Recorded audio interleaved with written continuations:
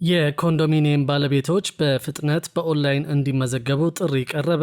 እስካሁን በተደጋጋሚ የቀረቡ ጥሪዎችን በመቀበል የተመዘገቡ ሰዎች ጥቂት በመሆናቸው ለጋራ መኖሪያ ቤት ባለቤቶች በተመቻቸው የኦንላይን አገልግሎት ምዝገባውን እንዲያጠናቅቁ ተጠይቋል። በሌላ በኩል ደግሞ በዲጂታል ማጭበርበር ከ1.3 ቢሊዮን ብር በላይ ኪሳራ መድረሱን ብሔራዊ ባንክ ይፋ አድርጓል።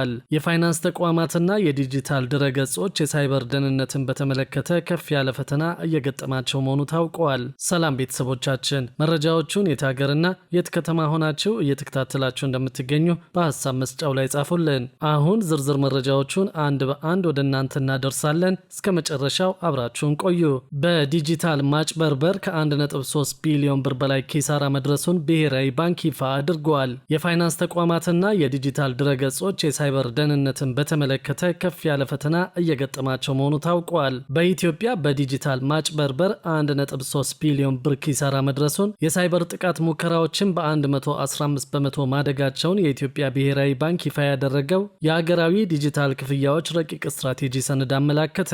ረቂቅ ስትራቴጂው ከ2026 ጀምሮ ለ5 ዓመታት እንዲያገለግል የተቀረጸ ሲሆን በአሁኑ ወቅት በአገሪቱ 135.9 ሚሊዮን የዲጂታል ክፍያ መፈጸም የሚያስችሉ የተመዘገቡ የሂሳብ አካውንቶች ቢኖሩም 15 በመቶ ብቻ ጥቅም ላይ እንደሚውል አስታውቀዋል። በ2024 ብቻ የሀገሪቱ የዲጂታል ፋይናንስ ሲስተም በማጭበርበር ወንጀሎች የ1.3 ቢሊዮን ኪሳራ ማስተናገዱን በስትራቴጂክ ሰነዱ ተመላክቷል። በዚሁ ዓመት የመጀመሪያው አጋማሽ ብቻ 4623 የሳይበር ጥቃት ሙከራዎች መደረጋቸውን ጠቅሶ ይህም ከቀደመው ዓመት ጋር ሲነጻጸር የ115 በመቶ ጭማሪ ማሳየቱን ገልጿል።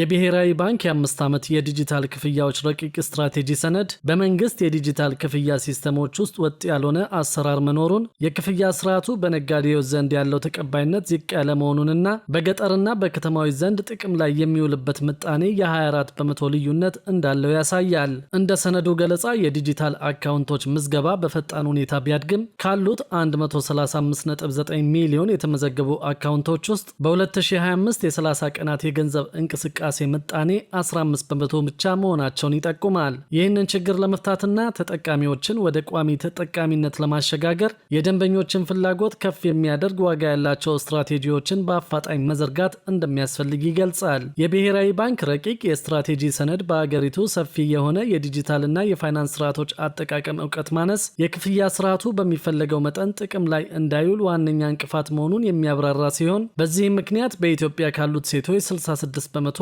እንዲሁም ከወንዶች 60 በመቶ ያክል የሞባይል ገንዘብ የክፍያ አገልግሎቶችን እንደማይጠቀሙ ጠቅሷል። የብሔራዊ ባንክ ረቂቅ ሰነድ በ2024 ብቻ የኢትዮጵያ ዲጂታል ፋይናንስ ሲስተም 1.3 ቢሊዮን ብር የሚሆን ገንዘብ በማጭበርበር ወንጀሎች ምክንያት ኪሳራ እንደደረሰበት ጠቅሶ ይህ መጠንም የሞባይል ኤሌክትሮኒክ ክፍያዎች መስፋፋት ከጀመሩበት ጊዜ ጀምሮ የተመዘገበው ከፍተኛ መጠን መሆኑን አሳውቋል። ከነዚህ ኪሳራዎች ጎን ለጎን ረቂቅ ስትራቴጂው በ2024 የመጀመሪያው አጋማሽ የተመዘገበውን 4623 የሳይበር ጥቃት ሙከራዎች ከቀደመው ዓመት አፈጻጸም ጋር ሲነጻጸር የ115 በመቶ ጭማሪ ማሳየቱን ጠቁመዋል። የጥቃት ሙከራዎቹ ምጣኔ በዚህ ደረጃ ከፍ ማለቱ የፋይናንስ ተቋማትና የዲጂታል ድረገጾች የሳይበር ደህንነትን በተመለከተ ከፍ ያለ ፈተና እየገጠማቸው መሆኑን አመላካች ነው ብለዋል። ረቂቅ ሰነዱ በ2030 ዓመታዊ የዲጂታል ክፍያዎች ለጥቅል አገራዊ ምርት ጂዲፒ ያላቸውን አስተዋጽኦ አሁን ካለበት 82 በመቶ ወደ 750 በመቶ የማድረስ እቅድንም ይዟል። እንደ ሰነዱ ማብራሪያ የዲጂታል ክፍያዎች እንዲስፋፉ ካደረጉት ዋነኛ ምክንያቶች መካከል አንደኛው በአስገዳጅነት ጥቅም ላይ እንዲውሉ በመደረጉም እንደሆነ ጠቅሷል። ከነሐሴ 2024 እስከ ግንቦት 2025 ባለው ጊዜ ውስጥ ከ176 ቢሊዮን ብር በላይ የነዳጅ ግብይቶች በዲጂታል ክፍያዎች መከናወናቸውንም አክለዋል። በተጨማሪም መንግስት ለግለሰቦች የሚፈጽማቸው ወይም ግለሰቦች ለመንግስት ገቢ የሚያደርጉት ክፍያ በፈቃደኝነት በዲጂታል ክፍያ አማራጮች በኩል እንዲፈጸም ለማስቻል የመንግስት የክፍያ ስርዓትን ማሻሻል ወሳኝ መሆኑን ገልጿል። በሌላ በኩል ደግሞ የኮንዶሚኒየም ባለቤቶች በፍጥነት በኦንላይን እንዲመዘገቡ ጥሪ ቀርቦላቸዋል። እስካሁን በተደጋጋሚ የቀረቡ ጥሪዎችን በመቀበል የተመዘገቡ ሰዎች ጥቂት በመሆናቸው ለጋራ መኖሪያ ቤት ባለቤቶች በተመቻቸው የኦንላይን አገልግሎት ምዝገባውን እንዲያጠናቅቁ ተጠይቋል። የአዲስ አበባ ከተማ አስተዳደር መሬት ልማትና አስተዳደር ቢሮ በተለያየ አግባብ ለተያያዙ ህጋዊ ይዞታዎችና ለጋራ መኖሪያ ቤት ባለቤቶች ዘመኑን በዋጀ ቴክኖሎጂ በመታገዝ የባለቤትነት ማረጋገጫ ካርታ በማዘጋጀት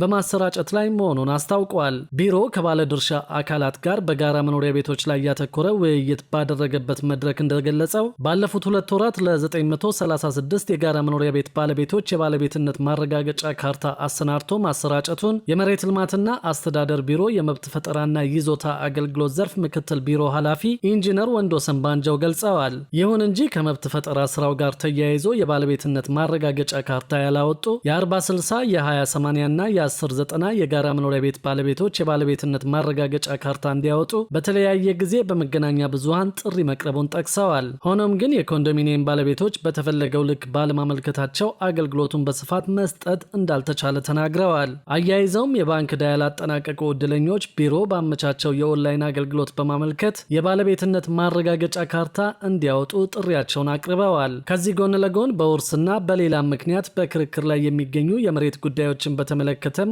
አዲስ አሰራር በመተግበር ላይ እንደሚገኝ ታውቀዋል። በተለያዩ ምክንያቶች በክርክር መዝገብ ተመዝግበው የሚገኙ የመሬት ይዞታዎችን ከክርክር መዝገብ ለማውጣት የመሬት ልማት አስተዳደር ቢሮና የመሬት ይዞታ ምዝገባና መረጃ ኤጀንሲ የጋራ ኮሚቴ አቋቁመው ለመስራት ስምምነት ላይ ደርሰዋል። ከሁለቱ ተቋማት የተውጣጡ የስራ ኃላፊዎችና ባለሙያዎች በተለያዩ ምክንያት ወደ ክርክር መዝገብ የገቡ የመሬት ይዞታዎችንና በሁለቱ ተቋማት መካከል ያለውን የመሬት ይዞታ ማህደር ቅብብሎሽ ያለበትን ደረጃ ገምግመዋል። በመድረኩ በተለያዩ ምክንያቶች በክርክር መዝገብ ተመዝግበው የሚገኙ የመሬት ይዞታዎችን ከክርክር መዝገብ እንዳይወጡ ማነቆ የሆኑ ችግሮች ተነስተው ውይይት የተካሄደ ሲሆን በቀጣይ በክርክር መዝገብ ተመዝግበው የሚገኙ የመሬት ይዞታዎችን ለማውጣት የሁለቱ ተቋማት የስራ ኃላፊዎች የተሳካ ውይይት ማካሄዳቸውን የገለጹት በመሬት ልማትና አስተዳደር ቢሮ የመብት ፈጠራና ይዞታ አገልግሎት ዘርፍ ምክትል ቢሮ ኃላፊ ኢንጂነር ወንዶሰን ባንጃው ከክርክር መዝገብና ከይዞታ ማህደር ቅብብሎች ጋር የተያያዙ ችግሮችን ለመቅረፍ ሁለቱ ተቋማት ተግባብተው ወደ ስራ የገቡ ቢሆንም አፈጻጸሙ በሚፈለገው ልክ አለመሆኑን አውስተው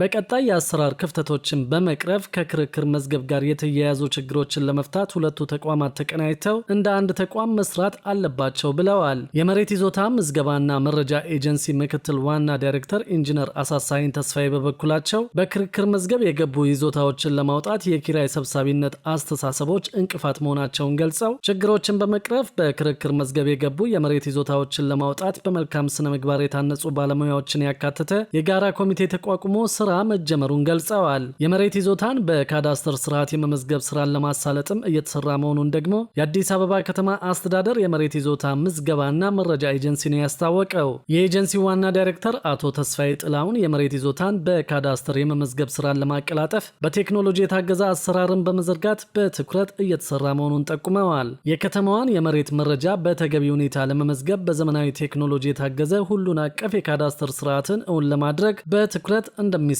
አመልክተዋል። የሚስተዋሉ ብልሹ አሰራሮችን ለማስቀረት ቴክኖሎጂን በመጠቀም የኦንላይን አገልግሎት ለመስጠት መትጋት እንደሚገባም ነው አጽንኦት የሰጡት። አዳዲስ ቴክኖሎጂዎችን ከመተግበር ባለፈ ብቁ ክህሎት ያላቸው በስነ ምግባር የታነጹና ህብረተሰቡን በታማኝነት የሚያገለግሉ ባለሙያዎችን የማፍራቱ ሂደት ተጠናክሮ ይቀጥላል ብለዋል። ከ2007 ዓ.ም ጀምሮ በ337 ቀጠናዎች 291 ሺህ በላይ የቁራሽ መሬት መብት እንዲሁም 529 ሺህ በላይ የመሬት ይዞታዎች መረጋገጣቸውን ተናግረዋል። ከተረጋገጡ ይዞታዎች ውስጥ 223 ሺህ በላይ በቁራሽ መሬትና በመብት 450 ሺህ በላይ የመሬት ይዞታዎች የማረጋገጥ ሂደትን አልፈው ለካዳስተር ምዝገባ ብቁ መሆናቸውንም አስረድተዋል። በሌላ በኩል ደግሞ የአዲሱን ታርጋ ዋጋ በተመለከተ አዲስ መረጃ ይፋ ተደርጓል። የአዲሱ ታርጋ ዋጋ የተሽከርካሪዎችን አይነት መሰረት አድርጎ ክፍያው የሚፈጸም መሆኑን ነው መንግስት ያስታወቀው። በተያዘው በጀት ዓመት ሙሉ በሙሉ እንደሚቀየር የተነገረው አዲሱ የተሽከርካሪ የሰሌዳ ዋጋ መንግስት በፖሊሲው የሚያበረታታቸውንና የማያበረታታቸውን የተሽከርካሪ አይነቶች መሰረት በማድረግ ልዩነት እንደሚኖረው ተገልጿል። የትራንስፖርትና ሎጂስቲክስ ሚኒስቴር በስራ ላይ ያለውን የመኪናዎች መለያ ሰሌዳ በአዲስ የመተካት ስራ በሚመለከት እንዳስታወቀው ሰሌዳውን ለማግኘት የሚፈጸመው ክፍያ መንግስት በፖሊሲው ለማያበረታታቸው መኪና አይነቶች ዋጋው ከፍ እንደሚደረግ ተገልጿል። ሁሉም አሽከርካሪዎች አዲሱን ሰሌዳ ክፍያ በመፈጸም ማግኘት እንደሚችሉ የገለጹት የትራንስፖርትና ሎጂስቲክስ ሚኒስትሩ ዶክተር አለሙ ስሜ በመንግስት የትራንስፖርት ፖሊሲ እንዲገደቡ የሚፈልጉ የመኪና አይነቶች የሰሌዳ ዋጋ ከፍ እንዲል ይደረጋል ብለዋል። ለአብነትም የህዝብ ማመላለሻ መኪናዎች እንዲበረታቱ ስለሚፈለግ የሰሌዳ ዋጋው በጨመረ ቁጥር የትራንስፖርት ታሪፉም ስለሚጨምር የማምረቻ ወጪውን ብቻ የሚሸፍን እንዲከፍሉ ይደረጋል ሲሉ አስረድተዋል። ሊከፈል ይገባ የነበረውን ተጨማሪ ገንዘብም ወደ ሌሎች ተሽከርካሪዎች እንዲተላለፍ ይደረጋል ሲሉ ነው የገለጹት።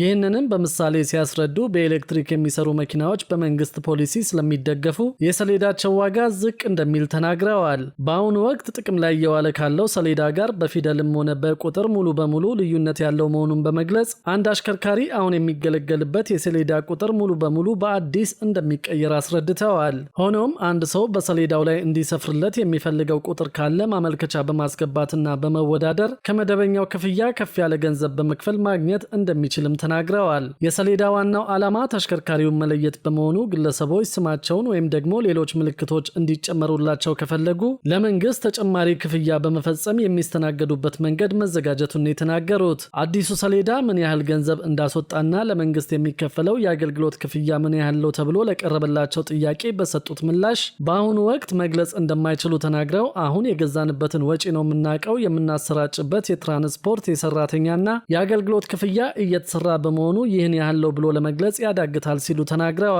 አዲሱን ሰሌዳ የመተካት ስራ በመጪዎቹ ቀናት ውስጥ እንደሚጀመር የመጀመሪያዎቹ 50,000 ሰሌዳዎች ተመርተው ወደ ሀገር ውስጥ መግባታቸውን፣ ነገር ግን የሲስተም ስራው ገና በመሆኑ ይህንን የሚሰሩ ድርጅቶች በመወዳደር ላይ መሆናቸው ሚኒስትሩ ገልጸዋል። ሆኖም በ2018 ዓ.ም የሁሉም መኪናዎች ሰሌዳ በአዲስ የመቀየር ስራ እንደሚጠናቀቅ፣ ይህንን ለማድረግም ከምርት አኳያ ችግር አለመኖሩን የገለጹት አዲሱ የተሽከርካሪ መለያ ሰሌዳ ቁጥር ከኢትዮጵያ ዓለም አቀፍ መለያ ኮድ በተጨማሪ የኢትዮጵያ ካርታ፣ ጦርና ጋሻ ወይም የአድዋ ድል ምልክት በአንጸባራቂ መብራት በመታገዝ መስፈሩን፣ ነገር ግን የኢትዮጵያ ሰንደቅ ዓላማ አለመካተቱን ተናግረዋል። ይህም የሆነው በሀገራዊ ምክክር አጀንዳ የሰንደቅ ዓላማ ጉዳይ በመነሳቱ ነው ሲሉ ተናግረዋል። በብሔራዊ ምክክር አሁን ያለው ሰንደቅ ዓላማ ቅርጽና መልኩ ቢቀየር ጊዜያዊ ሰሌዳ ሊሆን ነው። ስለዚህ 1.2 ሚሊዮን ሰሌዳ አምርተን በነጋታው በምክክሩ ምክንያት ሌላ ውጤት ቢመጣ ሊቀየር ይችላል ብለን በማሰባችን እንዲቀር ተደርጓል ሲሉ ተናግረዋል። በአሁኑ ወቅት ጥቅም ላይ እየዋለ የሚገኘውን ሰሌዳ መቀየር ያስፈለገበትን ምክንያት ያብራሩት ሚኒስትሩ ሀገሪቱ ተቀብላ ያጸደቀቻቸውን ዓለም አቀፍ ስምምነቶች ያካተተ ስላልሆነ በትራንስፖርት ዘርፍ አሁን ለደረስንበትና ለወደፊት በእቅድ ከተያዙ ለውጦች ጋር አብሮ የሚሄድ ስላልሆነ ሀብትና ጊዜን የሚያባክንና ለሙስና እንዲሁም ለመልካም አስተዳደር ችግር የተጋለጠ በመሆኑ ነው ብለዋል።